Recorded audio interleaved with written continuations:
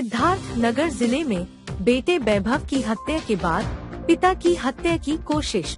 आपको बता दें, पुत्र खोने का दुख, पुलिस की जांच प्रणाली से क्षुब्ध परिवार और खुद की सुरक्षा की फिक्र, यह सब देखा गया। आज डुमरियागंज में मिठास कैफे पर प्रेस कॉन्फ्रेंस के दौरान अपनी पीड़ा बता रहे पूर्व विधायक प्रेम प्रकाश उर्फ जिप्पी तिवारी के मुख पर कुछ वर्ष पूर्व लखनऊ में पूर्व विधायक के पुत्र की हत्या कर दी गई थी, जिसकी पुलिस जांच से नाखुश जिप्पी तिवारी ने कहा कि अगर पुलिस ने सही दिशा में जांच की होती तो और भी नामों का खुलासा होता, मगर पुलिस की कार्यप्रणाली मुजरिमों को बचाने की रही। न्यायालय में बहस के दौरान जज महोदय द्वारा यह पूछने पर कि जिस गाड़ी से हत्यारोपी भागे क्या वह रिमोट से चल रही थी, अगर नहीं तो फिर ड्राइवर का नाम क्यों नहीं प्रकाश में आया, उसे क्यों नहीं गिरफ्तार किया गया, क्या वजह रही। वहीं जिप्पी तिवारी ने अंदेशा जाहिर किया कि अगर मेरी हत्या हो जाती है तो फिर इस केस को कोई आगे पैरवी करने वाला नहीं रहेगा। इसके लिए बीते दिनों मेरी हत्या करने की कोशिश भी की गई। मेरी हत्या के लिए कुछ लोग आए थे और डुमरियागंज निवासी शमीम की स्कॉर्पियो भाड़े पर लेकर चले, परंतु ड्राइवर शमीम को उन पर शक हुआ तो उसने आगे जाने से इनकार कर दिया, जिस पर उसे मार पीट कर उसे फेंक कर उसकी गाड़ी द्वारा भाग गए। वहीं इस मामले में स्थानीय पुलिस की कार्यप्रणाली भी शक के घेरे में रही। पुलिस ने बस खाना पूर्ति की, उसने यह पता करने की कोशिश क्यों नहीं की कि जब आरोपी इतने दिन यहाँ रहकर रेकी करते रहे तो वह कहाँ रहे, इसकी जांच क्यों नहीं की। मैं शासन से अपनी और अपने परिवार की सुरक्षा की मांग कर रहा है। अब सवाल यह है कि सरकार में रहकर भी सरकार के अधिकारियों पर इस तरह आरोप लगना, पुलिस के कार्य प्रणाली पर सवाल खड़ा किया गया है, पर यह आरोप कितना सही है ये तो जांच में ही पता चल सकता है। सिद्धार्थ नगर से हमारे संवाददाता अब्दुल्लाह की रिपोर्ट। हाँ सर, आपने बयान दिया था कि आपके ऊपर जानलेवा हमला होने वाला है, मामला क्या था? मामला तो हम जानते हैं कि डुमरियागंज ही नहीं पूरे उत्तर प्रदेश का है, हमारे शुभचिंतक जितने भी हैं सब जानते ही हैं। बेटी की हत्या 16 दिसंबर 2016 में हो गई थी। वो उसके बाद से हम लोग जो बड़ी मजबूती के साथ उन लोगों को गिरफ्तार करवाए, गिरफ्तार करवाने के बाद जब जेल में गए तो एक लंबे समय तक छूटे नहीं। बीच में जो सूरज शुक्ला नाम का व्यक्ति है उसने पैरोल लिया था, पर पैरोल पे भी नहीं निकला। वो पैरोल पे नहीं निकला तो फिर कुछ दिन बाद जब गर्मी की छुट्टी आई तब पैरोल पे निकला। पैरोल पूरा नहीं हुआ तब तक उसने फिर एप्लीकेशन फिर अपनी डाल दी। इधर गवाही चल रही है। हाई कोर्ट से हमने निवेदन कर लिया था तो एक डे बाई डे के आदेश हो गया था कि डे बाई डे सुनवाई की जाए। हमारी भी इच्छा थी कि इसका निस्तारण जल्दी होना चाहिए। उस निस्तारण में एक कमी रह गई थी। FIR लिखाया गया था तो ये तो दिमाग में जिसको देखा गया ये एक ईमानदारी का विषय था कि जिसको देखा गया उसको तो FIR में डाला गया। और गाड़ी के आगे गाड़ी चलाने वाला एक बैठा था, तो गाड़ी के बगल सीट पर भी ड्राइवर के कोई बैठा था, उसको पहचान नहीं पाया। तो ये एक दिमाग में हमेशा कंक्लूजन रहता था, तो दिक्कत भी रहती थी कि कैसे इसका पर्दाफाश हो। और पुलिस बिल्कुल निष्क्रिय थी इस विषय में, जिसने ड्राइवर का जिक्र ही नहीं किया। एक पर्चा काटा खाली, एक पर्चा काटने के बाद उसके बाद फिर बंद कर दिया, क्लोज कर दिया। ये तो संजोग का विषय है कि न्यायालय में विषय चल रहा था तो हमने एक एप्लीकेशन कहीं अरविंद सिंह प्रमुख सचिव गृह थे तो उनको मैंने दे रखी थी और उसमें सारी जिक्र किए थे। हमने जिक्र किया तो उन्होंने बैठ के सुना बहुत चाव से, तो आना जाना रहता था। तो उन्होंने कहा तिवारी जी मुझे आप सारी बात बताओ। तो हमने बताया। हमने कहा भाई साहब मैं देखा तो जरूर 2 लोग बैठे हैं, तो मैंने अज्ञात में क्यों नहीं डाल दिया। हमने कहा हाँ ये तो गलती हुई, अज्ञात में मैं नहीं डाल पाया। मैंने जिसको देखा सोचा बहुत बड़ा मुकदमा है, हत्या का मुकदमा छोटा मुकदमा नहीं होता है, मेरा बेटा ही गया है, किसी दूसरे का बेटा अनावश्यक क्यों फंसाया जाए जब तक मैं किसी को जानू ना। तो इसलिए मैंने नाम केस करने में बिल्कुल अपने आप को अलग किया। और हमने सोचा कि चलो पुलिस के लोग हमारी मदद कर रहे हैं, निश्चित तफ्तीश में कहीं न कहीं से ढूंढ करके ड्राइवर को ले आएंगे, बगल में तफ्तीश में कहीं न कहीं से ढूंढ करके ड्राइवर को ले आएंगे, बगल में कौन बैठा था उसको ले आएंगे। एक पर्चा कटा, इंतजार करता रह गया, ना ड्राइवर आया ना कोई बगल बैठने वाला है। ये तो बयान चल रहा था, हमारा बयान चल रहा था, चीफ का बयान हमारा था, मौके का मुद्दई मैं था। तो मेरा चीफ का बयान चल रहा था, हमने वो लेटर ले आए, विपक्षी लोग, दूसरे वकील लोग थे, और उस लेटर को लाके रख दिया कि अब वो इसलिए रखा कि सब 2 ही की FIR है और 2 लोगों का नाम और तिवारी जी बढ़ा रहे हैं, तो ये मुकदमा हल्का हो जाएगा। उनकी सोच ये थी। और जज साहब ने उस फाइल को देखा तो उन्होंने कहा था वो एक पत्र है तिवारी जी का जिसमें 2 लोगों को और बढ़ाया गया है। उन्होंने कहा नहीं, इससे कोई मतलब नहीं है, लेटर तो उनके लेटर हेड पर है, ये तो राजनीतिक लेटर है, इसको कोर्ट नहीं मान्यता देती। इन साहब मेरा निवेदन है, तो हम देखिए तिवारी जी अभी क्या इच्छा मेरे साहब बिल्कुल ने दिया है, रमू सचिव गृह को दिया है, लिखा भी है, ये और सामने है। तो पढ़ने के बाद उन्होंने कहा कहो भाई वकील साहब, क्या गाड़ी रिमोट से चल रही थी? गाड़ी तो कोई चला रहा था ना, यहाँ का कोई चला रहा था, इन लिखा जाए तो एक लाइन और बढ़ गई। हमने सोचा कि दोबारा हम बगल वाले के लिए भी जिक्र करें कि किसी कोई बगल में बैठा हुआ था उसका जिक्र करें, तो शायद हो सकता है कि ये हो कि आप उस समय नहीं कहे तो आज क्यों कह रहे हैं। तो मैं चुप रहा। हमने कहा चलो एक ही बढ़ रहा है, ड्राइवर बढ़ रहा है, ड्राइवर नहीं आ पाया तो फिर आगे।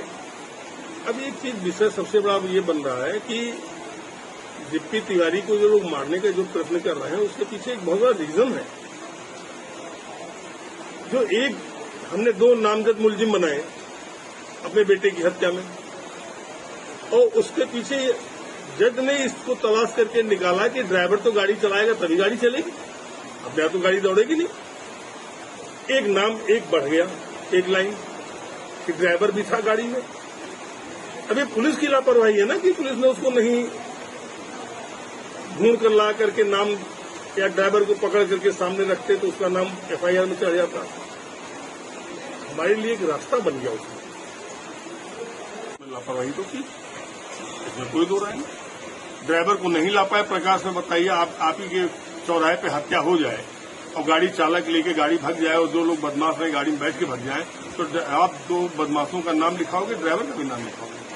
ड्राइवर को भी तो पुलिस पकड़ेगी।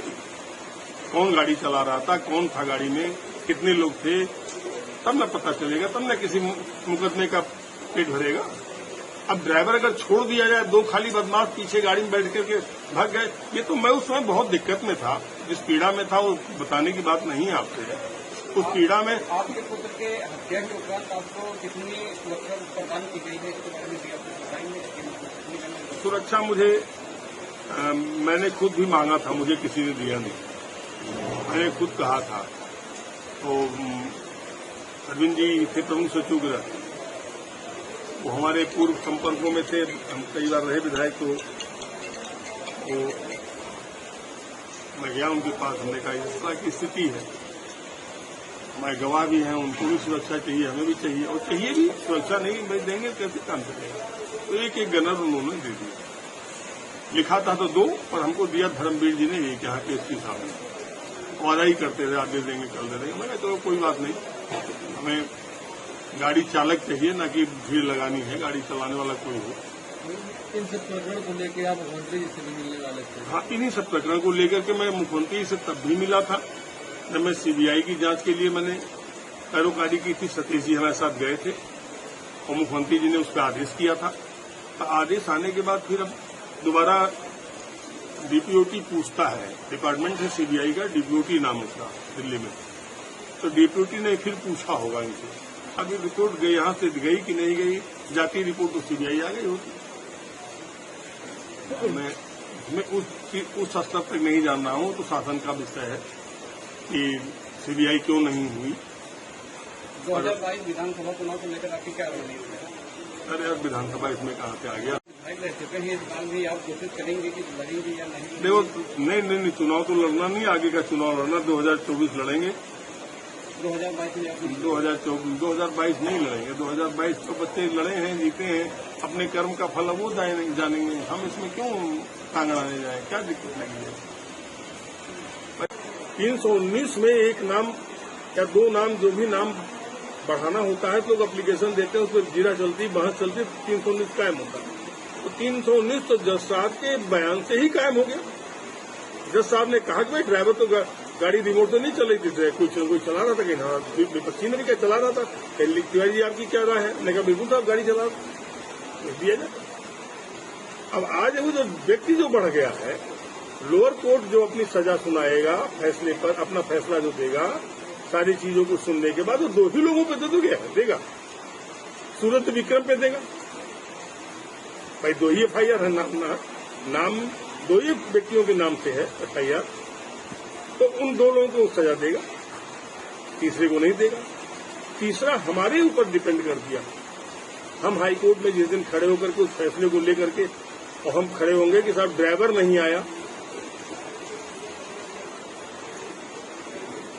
दोषी जो है बच रहा है, न्याय कहाँ पूरा मुझे मिल रहा है। एक और तो लोग दोषी थे, उसको भी प्रकाश मिल जाएगा। तो जिस दिन ये स्थिति खड़ी होगी उस दिन न्यायालय हमको SIT भी दे सकता है, न्यायिक जांच भी दे सकता है। तो जब SIT और न्यायिक जांच की बात आएगी तो फिर ये दोनों अपराधी जो जेल के अंदर बंद हैं, ये फिर निकाले जाएंगे और ये फिर पुलिस के हत्थे जाएंगे, या SIT के या न्यायालय के जो भी न्याय संगत जो भी होता हो, जो हमको न्यायालय आदेश दे। तो जब इसकी छानबीन होगी तो यातना, प्रताड़ना, बहुत सारी चीजें ऐसी हैं जब अपराधी उनसे बच जाता है, वो सीधे भग करके कोर्ट में हाजिर हो गया तो उससे न कुछ पुलिस पूछ पाई कि तुम्हारे पास क्या था क्या नहीं था। बंदूक लेके, रिवाल्वर लेके ढूंढते रहते, कभी गोमती में गोता लगवाता था, कभी कहीं गोता लगवाता था, यही करता था वो। मैंने बिल्कुल सेफ बच गया और सीधे न्यायालय में घुसा, और न्यायालय में जब आदमी घुस गया तो फिर न पुलिस मार सकती है न पीट सकती। तो पुलिस के भी हाथ वहां कट गए। अब हमको जब यहाँ से न्यायालय हमको जब इस बात का अपना आदेश पारित करेगा, जो भी हमको सुनाएगा, हम उसको लेके जिस दिन हाईकोर्ट में जाएंगे उस दिन SIT या न्याय के अनुसार जो मुझे आदेश होगा उस पर जब पूछताछ होगी तो उसके पीछे एक बहुत बड़ा पर्दा खुलेगा पुलिस के हाथ में। क्योंकि अब तो ड्राइवर का पता लगाना है, तो ड्राइवर कौन था, ड्राइवर कहाँ से आया। फिर ड्राइवर आएगा तो ड्राइवर बताएगा साहब मेरे साथ ये भी थे, एक गाड़ी और आगे थी, उसमें भी 4 लोग बैठे थे। विक्रम की भी गाड़ी थी, उसमें भी 4 लोग बैठे थे, लोग बता रहे हैं। तो ये सब सारी चीजें मैं सुन रहा हूँ। तो ये सारी चीजें तब प्रकाश में आएंगी जब उच्च न्यायालय पर हमारा कदमा फैसले के बाद जाएगा और मैं एक लेके एप्लीकेशन खड़ा हूँ, साहब मुझे इसमें न्याय नहीं मिल पाया। तो उसके पीछे राज है कि ये अगर पकड़े, जो अगर ये मुकदमा उठ करके वहां जाएगा, तो जब उठ करके जाएगा और हमको न्यायालय कुछ भी आदेश देगा, चाहे SIT का दे, चाहे न्यायिक प्रक्रिया का कुछ और दे, जिससे कि मुजरिम फिर आएंगे पुलिस के हाथ में और रिमांड में जाएंगे, तो फिर यातनाओं में आएंगे तो तमाम सारी चीजें गवर्नमेंट आजकल तो आधुनिक है, आदमी गुजर जाता है तो बता देता है, लाइट डिटेक्टर है, तमाम सारी चीजें हैं जो बता देती है आदमी को। लेकिन जो हुआ घटना हुआ है कि आपका नाम लेकर आपके घर जा रहे थे, इस मामले में पुलिस को अभी तक कोई जानकारी। अच्छा, आप ये बताइए, हमने जो कहा तो सही बात तो आ गई। मैं अगर रहूंगा तो फिर ना SIT आएगी, पैरोकार रहेगा तब ना मुकदमा उच्च न्यायालय जाएगा, तब ना मैं कहूंगा साहब ड्राइवर का नाम प्रकाश में आया, ड्राइवर अपराध करके बचा हुआ है, ये फैसले में नहीं आया, आपके 2 ही लोग आए फैसले में। भाई 2 लोगों के FIR लिखा है तो 2 ही लोग तो मुकदमा सुनेंगे, फैसला अपना, उनको आजीवन होगा या फांसी होगी, क्या होगी उन्हीं के ऊपर होगी। ड्राइवर तो बच गया, क्योंकि ड्राइवर भी तो उसी नियत से था। ये जो रिसेंट मामला आया है, तो इसके पीछे यही है, ये आप घटना बता दिए कि अगर जिप्पी रहेंगे तो एक बहुत बड़े व्यवस्था का पर्दाफाश होगा। उस पर्दाफाश में डुमरियागंज के भी परिवार हैं, कुछ और बाहर के भी लोग हैं। अब रैकिंग वो 15 दिन से गाड़ी लेके यहाँ कर रहे थे, नेताओं के साथ घूम रहे थे, उनकी गाड़ी देखी गई, लोगों ने वीडियो बनाए, लोग मिले, तो क्या मतलब बनता है। कोई कहीं खाना खाता था, कोई कहीं किसी गांव में रहता था, तो इस सब सारी चीजों का इसके पीछे एक राज खाली यही है कि हमारी गवाही खत्म हो गई, अब दूसरी गवाही थी वो भी खत्म हो गई, अब डॉक्टर की गवाही चल रही है, अब एग्जामिन चलने लगा ना, जो जितने लोग उसमें जुड़े हुए हैं, तो जब वो खत्म हो जाएगी तो एक आदेश आ जाएगा। तो आदेश के बाद तब न मुझे गुंजाइश बनेगी कि मैं हाईकोर्ट से कहूं कि साहब एक मुस्लिम छूट गया है जिसको फैसले में आपने नहीं लिया, तब न हाईकोर्ट कहेगा जांच के लिए आदेश देगा। तो जब जांच के लिए आदेश देगा तो सारी चीजें खुल जाएंगी। और इसलिए दिप्पी तिवारी को हटाओ, जिससे ये पर्दा जैसा है वैसा पड़ा रहे और आगे न उठे। सारी लड़ाई इसकी है।